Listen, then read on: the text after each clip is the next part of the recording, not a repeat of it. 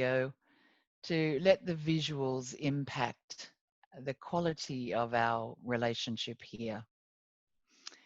And just to notice how that influences the way that we show up with each other and settle in to focus on being together for this time.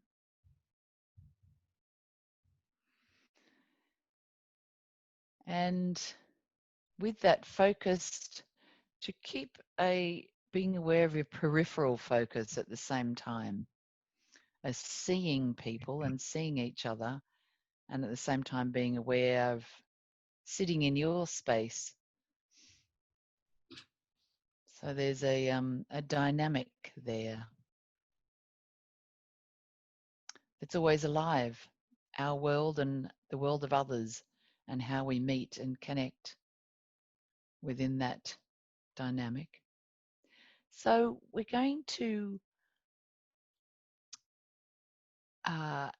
choose someone in the group, and you won't need, they don't need to know that you have chosen them, but you're going to choose someone in the group to focus on. And basically what we're going to do, we're going to put our hands up so we can be a little bit more visual in this screen and bring our bodies in now. And without forcing it, or with forcing it, playing with it totally, it's up to you, up to any of us. We're going to follow that person we have chosen. Follow whatever they do.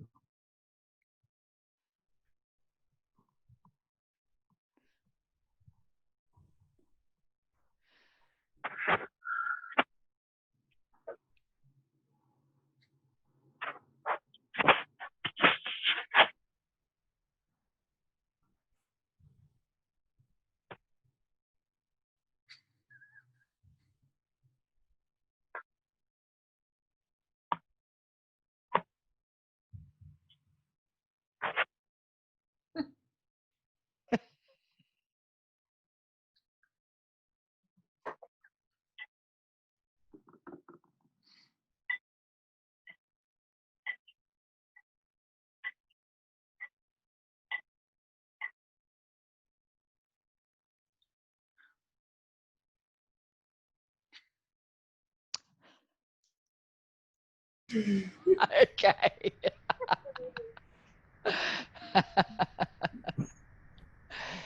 Lovely. Thank you. I hope that's helped bring you into being here with us on the call this morning. Thank you, Johanna. So as I said, welcome to Moving Fearlessly Chat 14.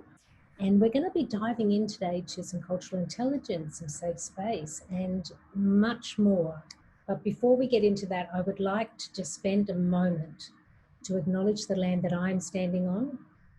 The land that I am standing on is Kanagal Carib land. So this land I've been standing on now just for just over 3 weeks, and I'm still learning about it. And I can feel that the history here is different. It has a different vibration to it, and there's much here for me to learn. So just for this moment, to just take in a breath for yourself and to acknowledge that you are standing on ancestral land. And what you do on that land has an impact today, is informed by our elders past, present and emerging, and that we are guests with all of the spaces that we turn up to. And it is our wish to not only acknowledge that, but honour that. And at Fearless Communicators, we also acknowledge that we are a US-based company. And it feels really important these days to acknowledge that, yes, we are a US-based company, but we work globally. And across the world, we work in the reality of institutional racism, ableism, ageism, LGBTQ plus phobia, and a whole heap of other injustices.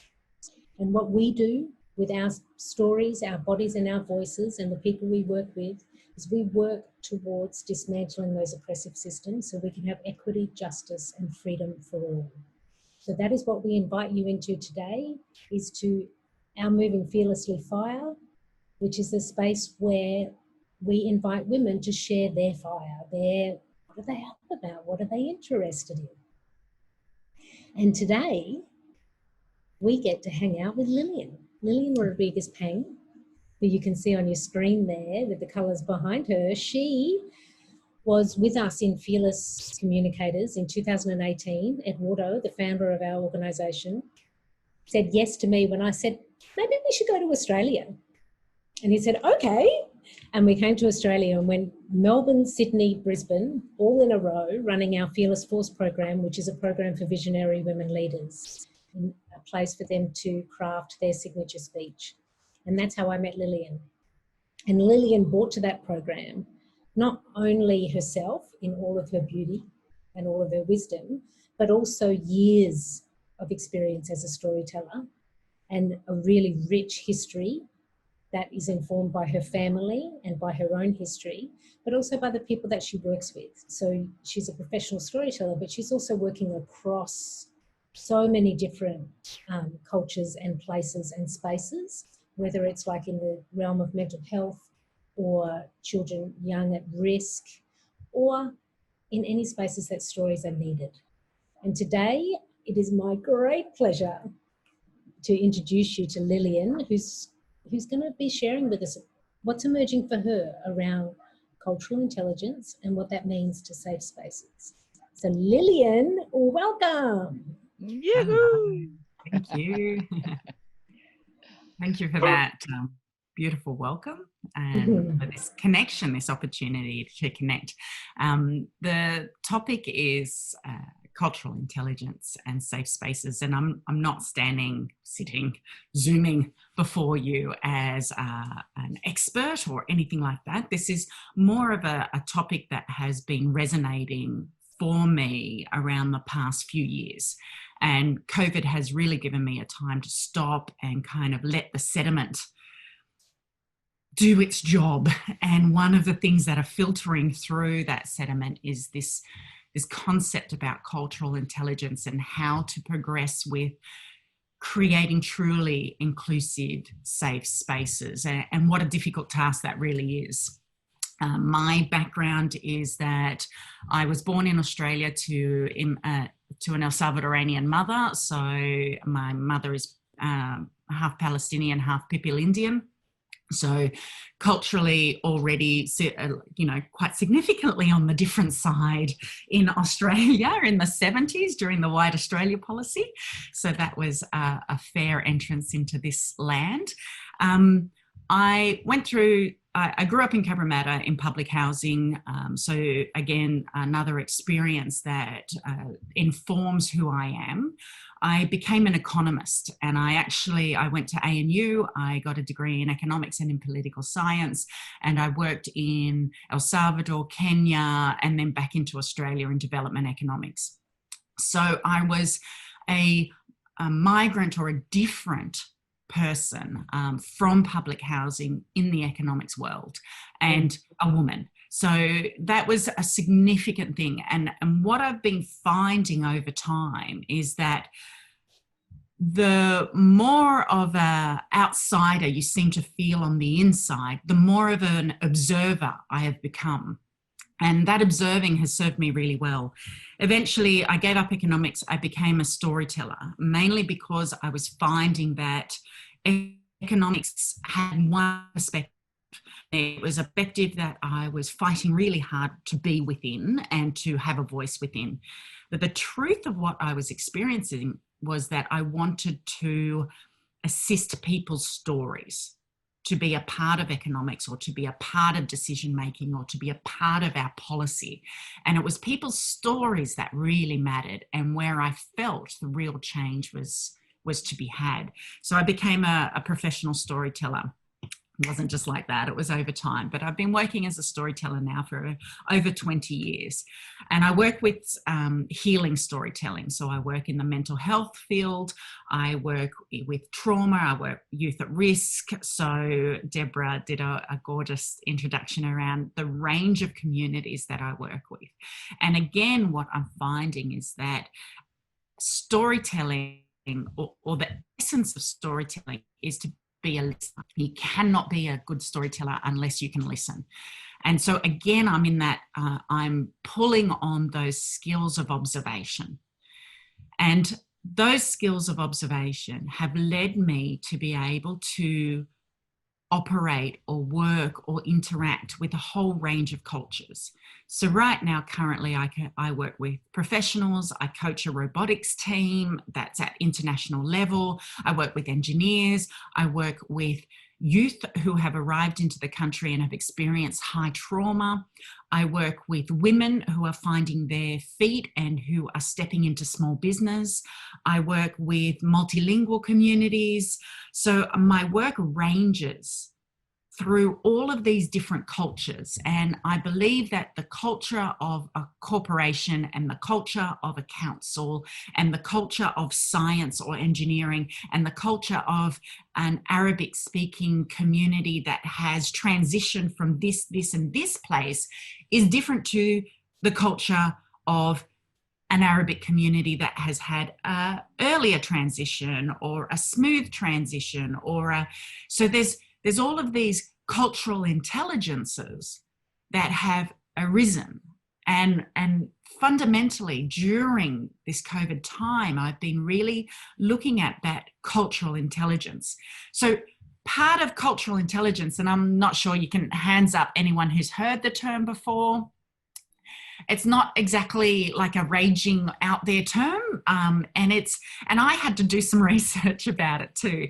So one of the things I wanted to do was to give you a bit of a background. So the intelligences are kind of known, okay? So we have the Harvard psychologist Howard Gardner put together the multiple minds theory, or the frames of mind theory, okay? And he had a book and he outlined 8 intelligences. So I'm just going to read these. They were visual intelligence, linguistic or verbal, logical or mathematical, bodily, kinesthetic, musical intelligence, interpersonal intelligence, meaning with others, and intrapersonal intelligence with our own emotional state. So you're quite in touch or intelligent about your own emotional state.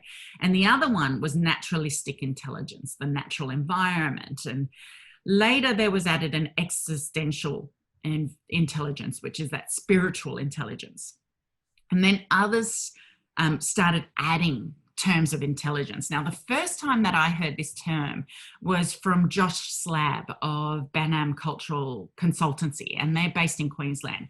An incredible, incredible group. If you ever get a chance to listen to Josh Slab or anyone from the Banam Cultural Consultancy, they are doing amazing work about introducing people to Aboriginal culture and increasing cultural intelligence and the journey of cultural intelligence. And it was Josh Slab who introduced me to this concept of that is what I was involved with. So I actually saw him speak with a whole group, but saw him speak at Woodford Folk Festival. And he had been traveling with a show called The Spirit of Churukai, and Churukai was the first Aboriginal lifesaver surf lifesaver who literally started the life-saving movement in Australia. So incredible story. So worth seeing that show as well. And Josh Slab and his brothers were part of that theatre show. They work in a whole range of ways. And so that was the first way I heard it. And now when I researched it a bit, I found cultural intelligence was being used in business and sales. Okay, so there are documents saying that you need cultural intelligence to sell into this area, you need to observe, which speaks a truth to me as well. You do need that. So it seems to be that there is a percolating in various areas of this word cultural intelligence and of a determination of what this could even mean. So I kind of sat down and I thought to myself, all right, one of the things that I need to do if I'm going to be serious about this is write myself a definition. Now, this is not a final, this is not a total, this is a working definition, okay? And it's a hard thing to do, so Lillian, go Lillian. Let's all take a moment. We'll take a breath. Be with Lillian as she gives us her definition.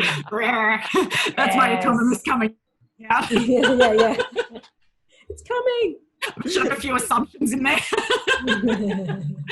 Okay, so the definition I wrote is that cultural intelligence, as I understand it, is curiosity for openness to discover. It's openness to discover the human experience that coexists with the spiritual and the community. And that is cultural. Let's all just breathe that in for a moment. Yeah. Can we, breathe you, that in. Yes. But Yeah, I would like to hear it again. Do you want me to write that in the chat? Yeah, I feel like I want to, if you want to write it in the chat. It's a bit heavy, even, isn't it? No, it's not so much that it's heavy. I just think it's, as you're writing it, if you could you give voice to it again also, Lillian, so we can just hear it in our... Yeah, it's curiosity for openness to discover the human experience that coexists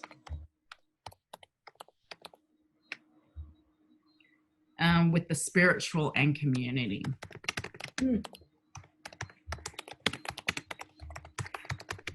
And that ends up equaling, to me, that is the cultural. There we go. So now we've activated the chat function. So in this chat, if there's not a moment to like say what's bubbling up for you, but you want to share something, give us some love in the chat function. If you have any questions for Lillian that might have percolate or pop up as we're going through. I know that we're going to be moving into some time where we're going to be in breakout rooms and doing some various different things throughout this chat. But never forget, you always have the chat function. Yeah, and I really do see this as a learning and a growing, so I'd appreciate anything that you have to say around that. And so one of the first things there is curiosity. And for me, that's an interesting thing, is that how do we manage or allow curiosity? And I kind of want to stop for a moment and take ourselves off mute and think about out loud, what do we know or what have we heard about curiosity? So what is the kind of around us or has been a part of us in the past around curiosity? What sayings, what terms, what, you know, just that thing of curiosity. Let's just curiously explore curiosity. Yeah, so the invitation is, it's just have something there, take yourself off mute and let's hear. A saying that comes to me, unbelievable. Curiosity killed the cat. Yeah. How many people have heard it? Yeah. Isn't it? And when you it was said the it, immediate too. Yeah. And it's so interesting because I'm not even sure really when I think about it, what does that mean? The message is don't be curious. Which seems so sad, doesn't it? Well, it is. Because when I think of curiosity, I think of young children. That's what comes for me, like young children who are exploring the world and haven't learned to be scared of it yet. Or have maybe been scared but are willing to still risk, you know? It's similar. Which is probably when we heard or got told the killed the cat saying. Yeah. It's similar to be careful what you wish for. Yeah.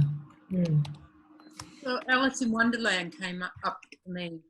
Oh, yeah. It's nice, Jen. But before that, don't be creative. So that must be the curiosity. But then Alice in Wonderland. Oh, Diana says curiosity has been one of my values. That's beautiful, Diana. Do you want to say any more about that? Not particularly. It's just one of the things that I've always valued, and it, you know, when it comes up in those, when you try and rate your values, it's really high on my values. Always being curious and looking at boundaries. Yeah. So and always asking. So for me, I suppose for me, it's always been a case of there's more to it. Tell me more. What's behind that? Finding out more about that. Yeah. Not sure. What's coming up for me is the times I've got in trouble because I wasn't curious. When I made assumptions. When I thought I knew and just wasn't curious about somebody else's experience, and just kind of, I don't know why that just came up for me just then. It is interesting, yeah. The first thing that came to my mind was listening, deep listening with curiosity, and I just thought of the concept of the diri, the Aboriginal concept of listening and being and observing and curiosity to me is being open, listening. It's interesting because I would like to explore, okay, how do we enact curiosity? So far, the listening and being open is a form of enactment of curiosity. And then how do we bring, so they're quite passive forms of enactment, really, aren't they? They're about holding space for yourself and holding space for a story to come out, or for more to come out. Although when we're in an environment where we're trying to set up a safe space, what are the things that we can do to enact this curiosity, or create or allow a safe space for curiosity? And for me, then what comes is, okay, well, for me, questioning is a way of enacting curiosity, is asking questions, is how to ask a question. So observation, obviously, is one way. Listening is another way. Creating space is one way. And to initiate or to represent your curiosity, questioning is also one way as well. Okay, and then, so that leads me into, okay, the whole aspect of questioning and the experience and system. So what I was saying to Deborah earlier is that really what this is leading to me is that what are our systems of questioning? Okay, so when we think about questioning as a way to enact our curiosity and a way to grow cultural intelligence, what are our personal experiences of that? So if we just put a pause for a moment and go, okay, I'm going back into myself as a child. What was my experience of questioning? Were they allowed? What was the impact when I questioned? What were the consequences of asking a question? Who indulged a question? So I want us to break out into rooms at the moment in pairs. We've got 3 minutes, so you can have the quick hello, and then really just one experience of, the dominant response, that first response that came to you when I asked about, as a child, that experience of questioning. If you can just share that with each other, that would be really good. And then we'll come back in and think about the overall atmosphere that we've absorbed from that. Okay. Beautiful. So just breathe that in for a minute, my friends, while I figure out how to put us into breakout rooms. I'm going to sign.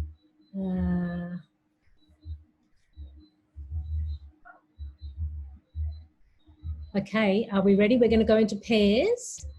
It's not letting me set the time, so I'm just going to bring people back. You should be able to add up options. Not giving me anything. Oh, hold on. Manually. Yep. No, I've gotten. Hold on. Create. Oh no, I see. No. Sorry. Don't worry. You can set the time, Deb. You can just close the room as host. So if you keep track of 3 minutes, and you can. Right. Let me start again, because that messed me up a little bit. Hold on. I need to assign people now. It says I'm just going to assign people. Okay. I've got it. It's happening. It's all good. We're figuring it out. The technology crunch. Yeah. The crunchy technology it's a beautiful thing. Moments. All right, everybody, 3 minutes. And Lillian, just to give the provocation again, the invitation before we go into the room. remembering as a child or remembering your experiences of questioning. Okay, so were they allowed? What were the consequences of asking a question? Who indulged questioning? Who didn't? You know, that kind of the dominant, your first gut response from that. Okay, let's Right. go play. Is that us asking questions or people asking questions of us? Asking questions. Okay. Beautiful clarification, Jen. Join your rooms, my friends, and we'll see you in a few minutes.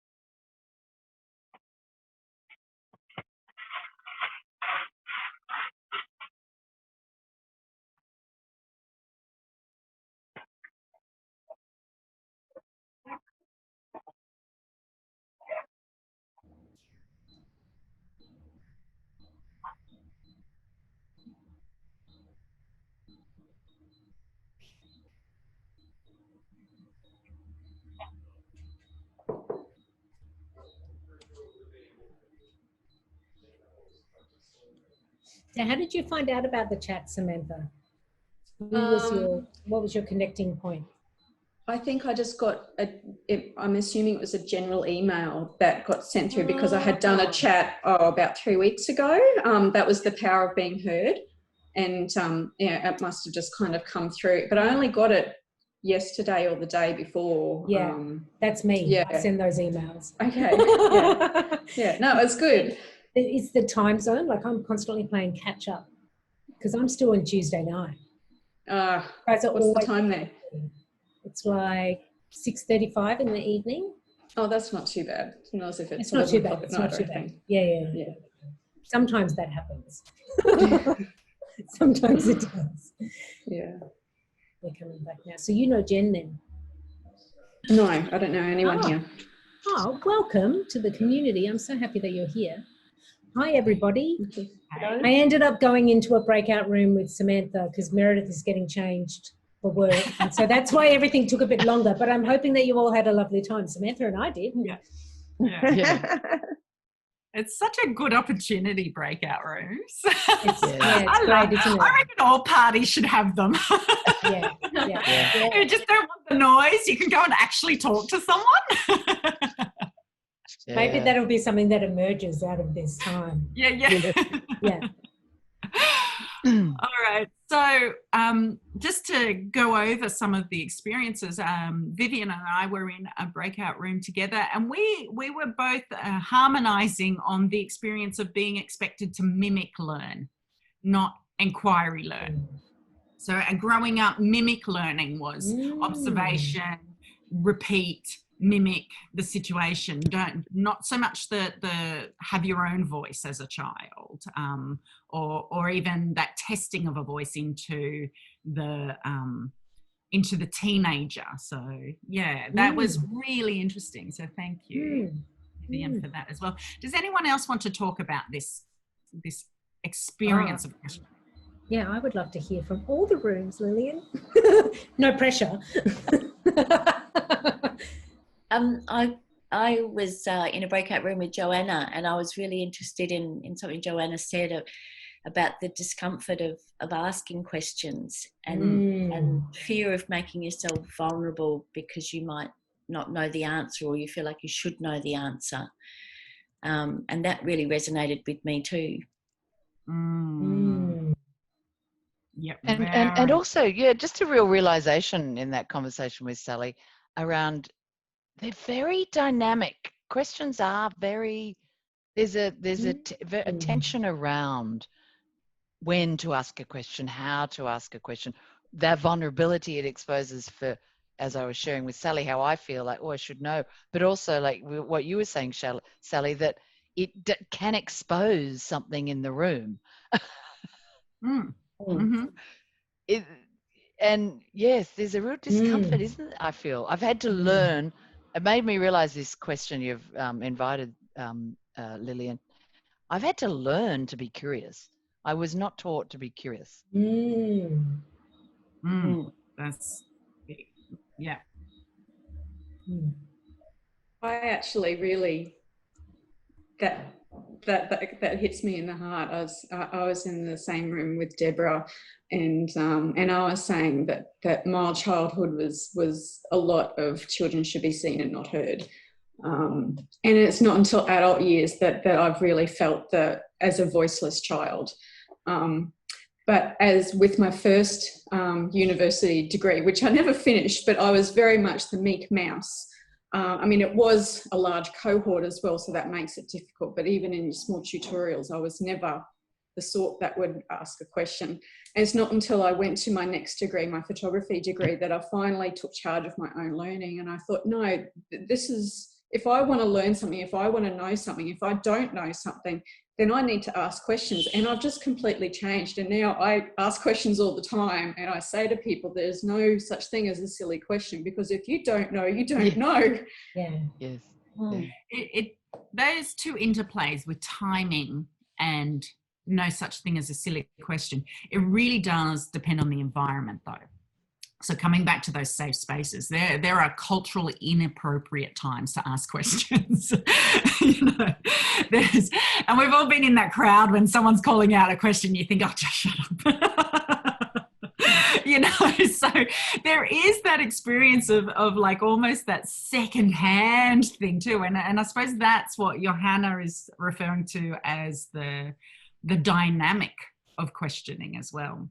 It's that dynamic situation and moment of questioning, which is fascinating. And I've also had the experience of asking questions too soon. Those things will be revealed, or needing an answer too soon, and that experience of wanting answers and being open with no answers. So that's also part of this questioning, is that desire or the need we put on the answer. So keeping us moving along, I wanted to then think about the experience, and perhaps we're better off time-wise because it's only 20 minutes to go to do this as a large group. But I want you to think about when you have been questioned, when someone has questioned you. What's the other side of a questioning? You know, I've had the experience when I was working as a uni student in childcare of a child asking me why I had a mustache. You know, so there's all sorts of moments when we're questioned, and that feeling of sometimes there's an emotional response to being asked a question. So I'd like to explore that a little bit. I just had a really strong memory come up, Lillian, which I haven't thought about this for a while. I used to do some work in Sri Lanka, and the first year that I was there, I was sitting in a theatre. It was a theatre project I was working on. I was sitting in the theatre with a whole heap of young actors and introducing myself. And part of my introduction was to introduce myself as a mother, and a mother of a little boy who was at home with my grandmother. And one of the men in the group, who I later learn is a Muslim man, so not Buddhist or Christian like most, which gives a cultural context, which is why I'm saying it. He kind of put up his hand, and he was genuinely curious. And his question to me is, why are you here? Why are you not home with your child? Like, he couldn't understand why I had left Australia to go and be with them.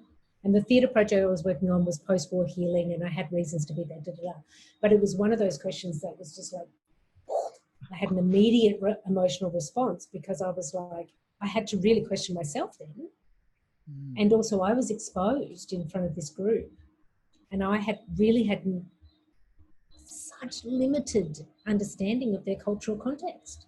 I'd arrived days before.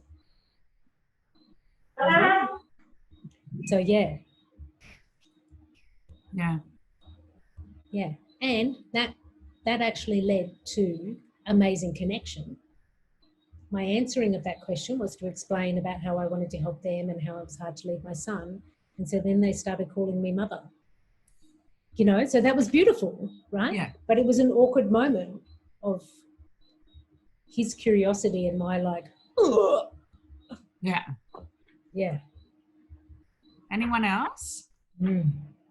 Yeah, my experience has been of not being listened to when I've responded to questions when I was younger. So I'm a bit slow to warm up, I was saying. So when someone, when I was asked a question, by the time I went to respond, there was no interest in my response. Yeah, there's nothing worse.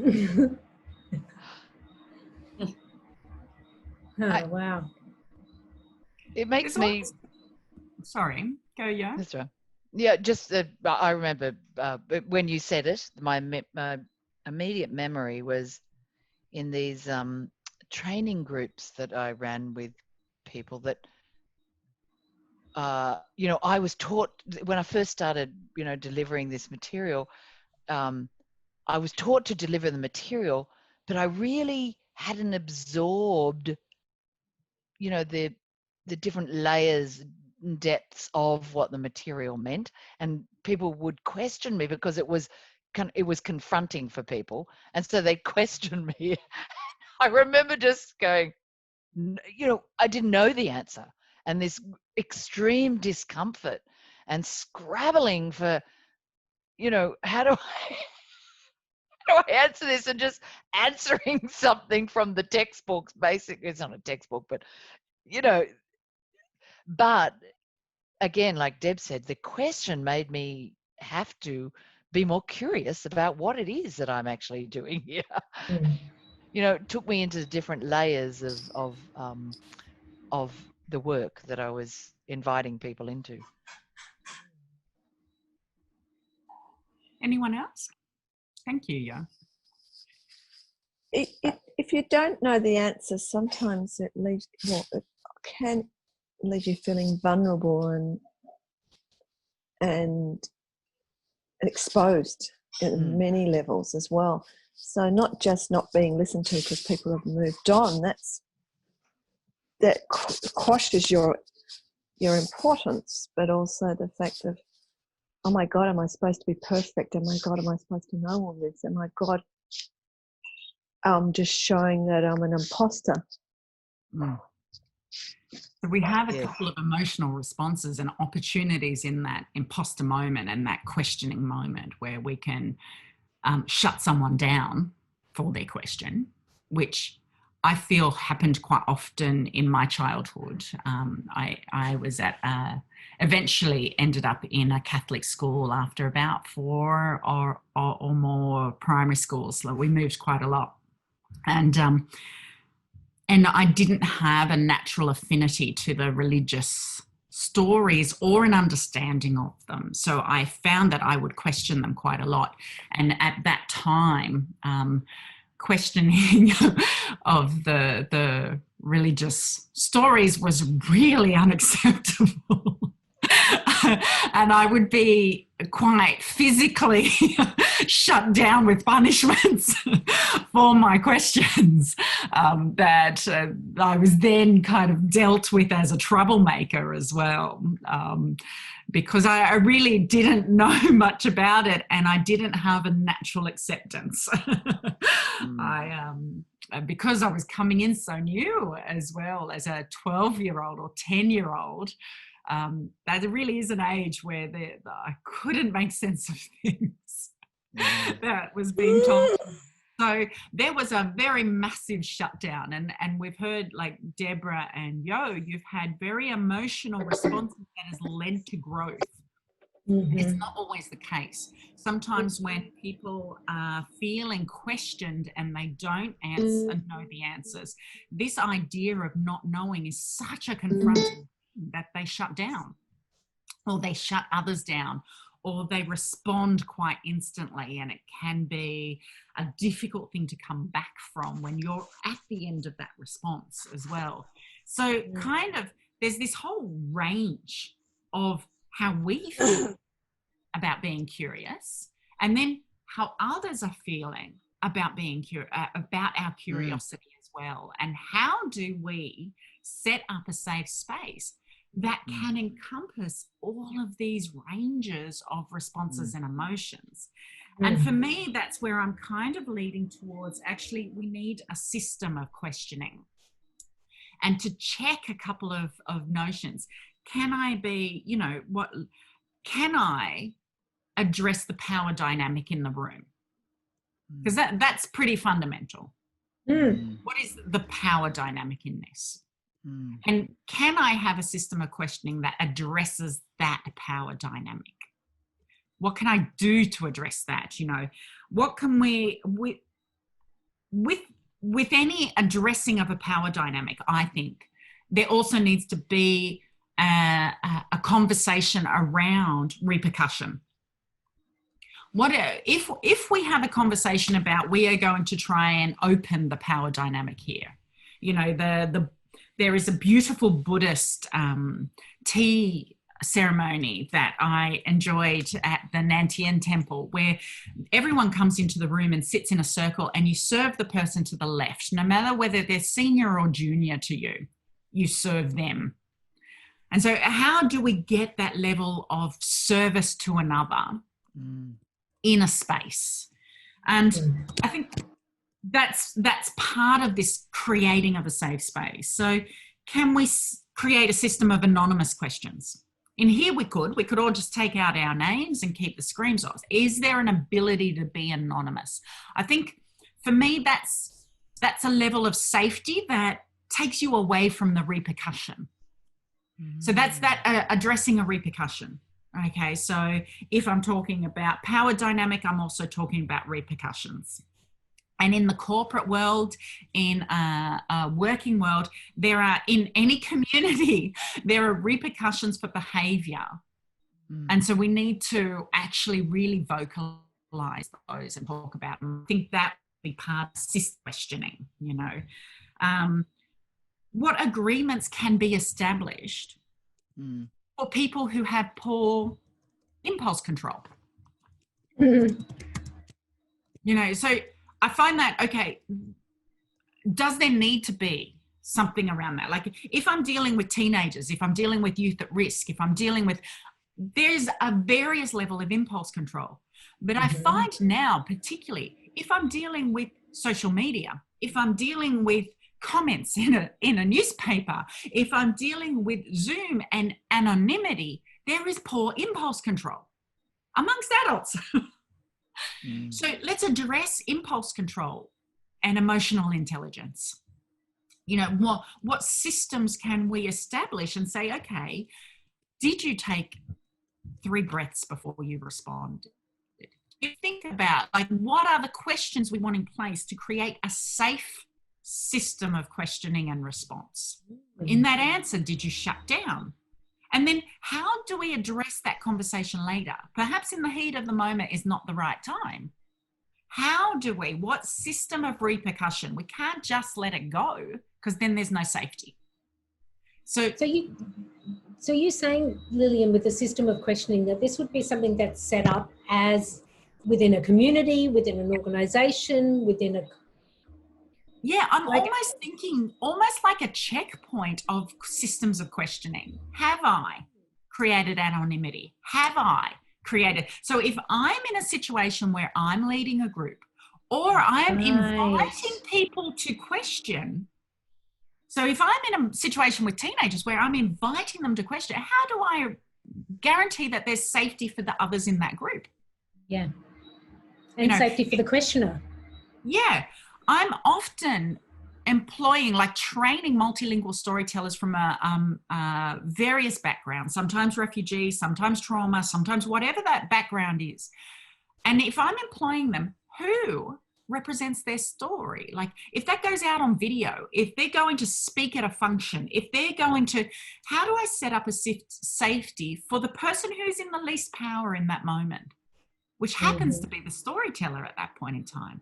Sometimes it's a manager, sometimes it's someone who has triggers. What are the safety words? What are the agreements? And I think there needs to be, we often have that about a workplace, or we often have that about this workshop, but do we ever address safety of questioning and the safety that can be created around that curiosity? And I kind of am starting to believe that perhaps this needs to be a specific conversation. Whereas I don't know that I've encountered it that specifically before. It's always, we're a safe space. What does that mean? Yeah, exactly. That's what was coming up for me. I know that manager is going to have repercussions for me if I tell the truth. You know? Yeah. So how do I really set up a safe space? Yeah. You know, if I'm with a group of teens and they walk out, they're not going to be that open. How do I set up a safe space that they can step out the door again? Within their cultural dynamic that they're dealing with. You know, so for me, this systems of questioning is something that's coming up as to engage with cultural intelligence and openness and learning. I think that's where I'm going. This is very open. Is that we need a systems of questioning to address curiosity and to address questioning and to address power. So, because what I'm hearing, Lillian, there's kind of a couple of levels of that questioning. It's for us as, you know, if we are, I shouldn't make that assumption, but myself as a facilitator, the questions I need to ask myself when I'm coming into an engagement with, you know, whoever, another culture. And then there's the questions that I ask in the room to create an environment of questioning and when to question, and, you know, like you were saying, to set up the parameters or the invitation around that with a clarity, because, you know, there are those people that have that impulse and then, you know, maybe it's not the right time for them or for the group, as you say, to say that. So, yeah, I think there in any work that we do, in anything, in emotional intelligence, in any question, you know, any language that we use, we have to do the work on ourselves first. So there's always that point of we have to, particularly if we're asking others to, we have to do that work on ourselves. So am I asking people to share their thoughts, or am I saying, what's the answer? You know, there's a very different dynamic in that language, and the specificity and the expectation that language brings. Can you share your thoughts? I'm percolating on this. What do you think about it?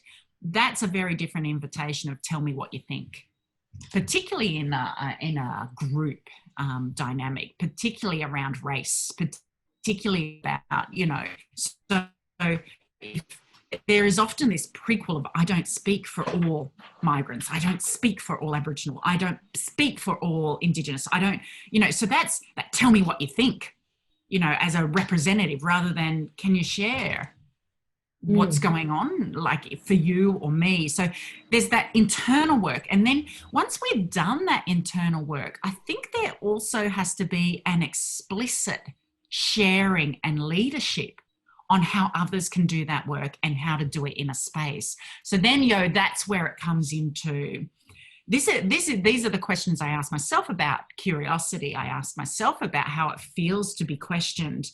And in these moments, I have these options. And so let's set up a safe space, a truly safe space. What is it that we all need to overcome these elements of questioning? And what is it you need? Like, so there could be that I percolate on ideas. I don't just have an answer. So it may be that we can allow people to say, that one needs time, and here is a system of raising your hand when I have a response. And then do we agree it's the right time to enter that response, and when is the right time to enter that response? And mostly in discussions, everything is a cobweb network of interrelated rightness. You know, there's no wrongness to it. So it's about placing ourselves within that cobweb of networks of illuminating what needs to be at a certain point of time, and fundamentally all of that needs a whole lot of time. That's what I was just thinking, Lillian. The thing that's coming for me is like, just slow everything down, just the littlest bit even. Is to make space for the space around those questions, or the space for those questions to even emerge. Yeah, absolutely. Yeah, and I'm also reflecting that it's through asking questions in different ways that we develop trust to ask other questions. So, you know, yeah. It is a campfire. The more wood you put in, the more questions, the brighter it's going to be. I love that image. Yeah. I'm just aware that we're just almost at time. And so I just want to just give you the last minute, Lillian, if there's anything that you wanted to particularly share, or I don't know, is there anything else that you want to leave us with? Or do you have a particular question for us? I think it's more of an invitation. This is, I'm not an expert. This is something that is within my world of noticing and dreaming and contemplation. And hopefully the more people who are working around this and writing to it and sharing about it, the more clarity we have. So it's more an invitation to engage around this topic, and to really think about, you know, what questions are we allowing to what are we facilitating in being heard? Thank you so much, Lillian. Really rich. Like my feeling is that it's going to keep settling over the next few days, and I'll be mindful of which questions I'm asking and which ones I'm not. Thank you so much for being with us, Lillian. Thank you. And for sharing this and opening up our own curiosity. As we always do, I will be sharing with everybody who registered a replay of this, ways you can connect with Lillian if you want to have more chance to connect with her further, to be with her as she explores this work. Samantha's asking, can we suggest any literature to read? Lillian, you can send me some stuff, Lillian. You referenced some people at the top of the chat. Yeah, there was the definition reference kind of stuff. But it really is a quite newish area. So maybe that's for us to develop. Maybe. Maybe you guys can get together and get a cultural intelligence book club going on. Okay, thank you so much, everybody, for being with us. As always, it's an absolute privilege and pleasure for both Johanna and I to host these conversations, these stories, being with you. Next week, we've got something really special for you. You'll never guess. And this was me saying, you're doing it. You're doing it. Johanna's coming. She's always with us, but she's going to be in the hot seat, sharing with us some brand new work that's emerging for her out of this time. And it's all about letting go of the plan. So next week with Johanna, we're all going to be letting go of the plan. And then the week after that, we're going to be visited by one of our amazing fearless community members out of Harlem, New York, an amazing woman named Valerie Lyons. And what she does is she's a power networker. So she works with people on how you can leverage your strengths to network and connect with people. But what she's actually found within this period of time, during COVID and also the racial unrest in the United States, is that those skills that you develop at work, you can also develop for your social muscle, for your social justice muscle, etc. So she's been on this amazing, powerful curve throughout the last few months developing this new piece of work. And so she's going to be joining us. And then after that, there's more and there's more and there's more. There's more and there's more. Johanna and Valerie met when Johanna came to New York. It was 2019, summer of 2019, so it was a year ago. Yeah. Valerie is a huge fan of Johanna. So if Johanna is a huge fan of Valerie and Valerie is a huge fan of you get what I mean. It's going to be fun. Yeah. Last words, anything you want to say before our closing ritual? Just to appreciate Lillian, that was really rich. It's really left me with a lot of breadth in terms of this topic, and I love this line of this invitation, around questioning. I think it's a really fascinating way to creating a cultural intelligence, or this sense of safety that and it deserves longer, but it's been wonderful. So thank you. Thank you so much.